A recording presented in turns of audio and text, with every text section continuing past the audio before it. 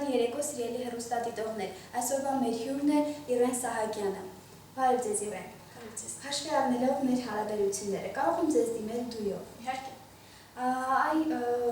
Ձեզ երբ առաջին անգամ հանդիպեցի, մտածեցի մառչև կանգնած է գտնված երազմուլտֆիլմի հերոսուհին մեծ աչքերով, սակայն մի տարբերությամբ, որ ձեր մազերը կարճ են։ Ինչպես է անցել քո մանկությունը։ Մանուկ ժամանակ հիմնականում աշխույժ երեխա եմ եղել,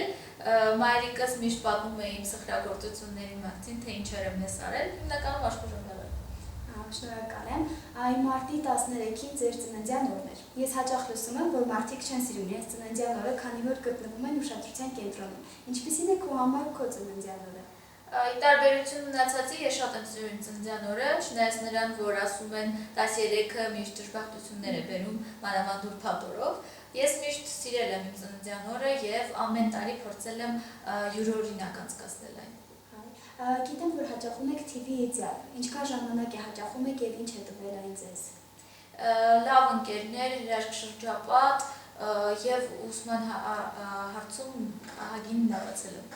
Շնորհակալ եմ հարցազրույցի համար։ Սիրելի հեռուստադիտողներ, այս շաբաթվա համար պատրաստել էինք այսքանը։ Հիշեցնեմ, որ մեր հյուրն էր Իրեն Սահակյանը։ Կհանդիպենք։